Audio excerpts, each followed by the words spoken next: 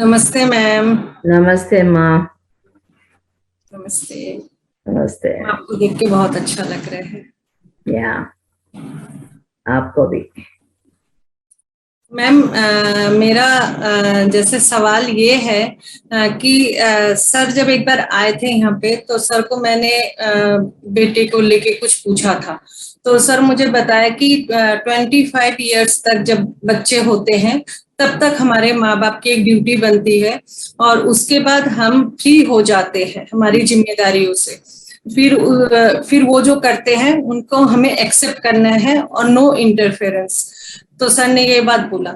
तो मैम लेकिन अगर उसके बाद भी अगर कोई डिसीजन ले नहीं पा रहे हैं या गलत डिसीजन ले रहे हैं या गलत रास्ते में जा रहे हैं तो सर मैम मतलब एक माँ को बहुत इमोशनली दुख होता है और सर की भी बात याद आती है कि नो इंटरफेरेंस।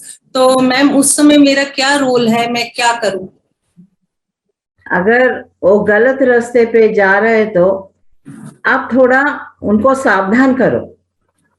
ये रास्ते पे गए तो क्या मिलेगा, वो रास्ते पे गए तो क्या मिलेगा, उसका डिफरेंस बताओ बिठा के। अगर वो सुन सके तो सुनने के लिए रेडी है तो, अगर ना सुनने के लिए रेडी है तो आप कुछ भी नहीं कर सकते। कुछ भी नहीं कर सकते। वो गलतियां करते करते करते एक दिन वापस आएगा। आएगा जरूर। उनका जो प्लान है, वर्क प्लान है, हम नहीं जानते। उनका जो सीख है, सीखने के लिए इधर आए हैं ये प्रपंच में, ये भूमि, ये धरती पर, हमको नहीं मालूम। हम कैसे डिसाइड कर सकते हैं? क्योंकि वो धक्के धक्के मार के वापस आने के लिए रेडी हो, है ना? आप कितना तक उनको रोकेंगे? नहीं ना। हर कदम को रोकना नामुमकिन है। जी। हर कदम को रोकना नामुमकिन है। इसीलिए थोड़ा ढील देके पकड़ के रखिए। थोड़ा सोचने के लिए वो घर आए जैसा आप सख्ती करे तो वो घर आना भी बंद कर देगा, है ना? जी मैम, बिल्कुल आपने सही बोला। इतना सख्ती मत करो कि घर भी आना बंद करे। इसीलिए माँ का रोल है, पेरेंट्स का रोल है कि बच्चों को ज्यादा इंटरफेयर मत करो, लेकिन इतना सख्ती भी मत करो। उसमें फाइन लाइन है, वो लाइन को आप अपने आप समझना है। समझे? जी मैम। मैम अभी जैसे ये मेरा जैसे बेटा, मैं अपने बेटे के बारे में बता रही हूँ। तो सर से मेरे बेटे को लेके ही डिस्कस हुआ था। तो वो अभी जैसे ये निष्कर्ष पे पहुंचा है। अभी उसकी जैसे हम बच्चों, हमारी एक तो सोच होती है, कॉमन इंसान की सोच होती है कि बच्चे बड़े हो गए तो बच्चे अपने काम में लग जाए और फिर वो शादी कर ले।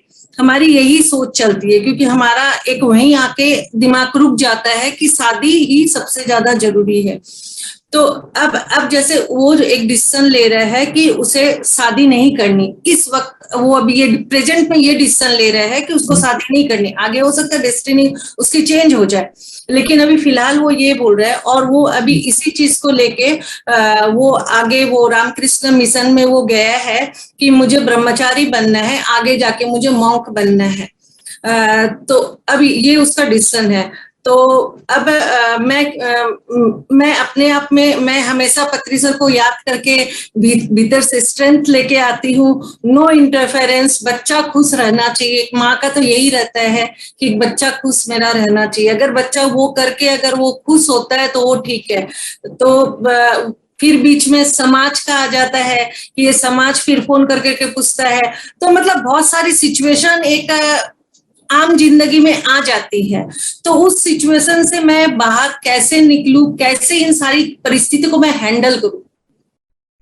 देखो, समाज की तरफ देखे तो हजारों बातें होते हैं, आप अपने बेटे की तरफ देखो, बेटा क्या चाहता है, किसमें खुश है। अगर मॉन्क बने तो भी क्या क्या गलत है। उनके वो मॉन्क बनने के लिए पैदा होगा, वो पता नहीं ना आपको। फिर आप कैसे रोकेंगे।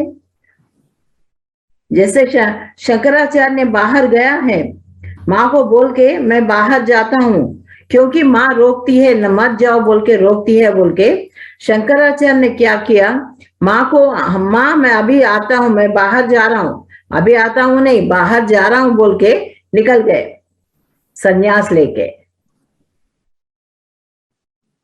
आपका बेटा तो आपको बोल रहे हैं,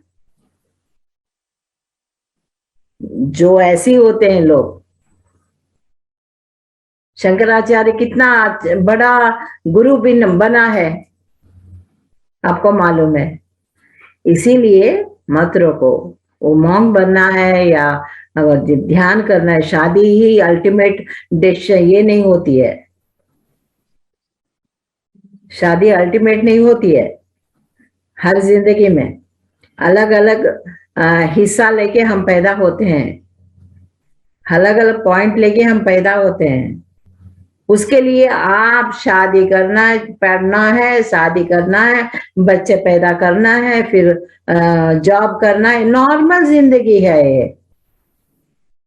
ये कोई भी करते हैं, जानवर भी करता है।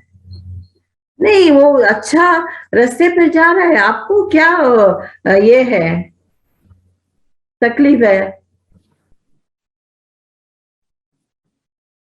रोको मत। थैंक यू मैम, मेरे थैंक यू। इस प्रश्न का उत्तर देने के लिए, क्योंकि मैं अभी 2-3 दिन पहले ही वो गया है, तो मैं उस समय मैं सोच ही रही थी कि मैं मतलब सर रहते तो मैं सर से मैं क्वेश्चन करती कि सर अब मैं क्या करूं, आप मुझे अब आगे का रास्ता दिखाओ। तो उतने में जैसे मैम का फोन आया मेरे पास कि आपके साथ हमारा कम्युनिकेशन होगा, तो वो सर ने ही ये रास्ता खोल दिया कि मैं अगर इस यहाँ पे दिख रहा हूँ तो पत्री मैडम है आपके हर एक प्रश्न का उत्तर देने के लिए, तो आप चिंता मत करो। तो आज मेरी बहुत एक बड़ी चिंता मेरी दूर हो गई कि आप हो हमारे साथ। Thank you madam, thank you, thank you, हमेशा हूँ, हमेशा आपके साथ हूँ। Thank you madam. Don't get worried. समझे, इतने साल हमने ऐसी नहीं गुजारा, इतने एक्सपीरियंसेस है, इतने जानकारी है, इसीलिए don't get worried. Thank you Renu ma'am, बहुत बहुत आपका धन्यवाद। और थैंक यू पत्री मैम, आपका भी बहुत बहुत धन्यवाद। आपने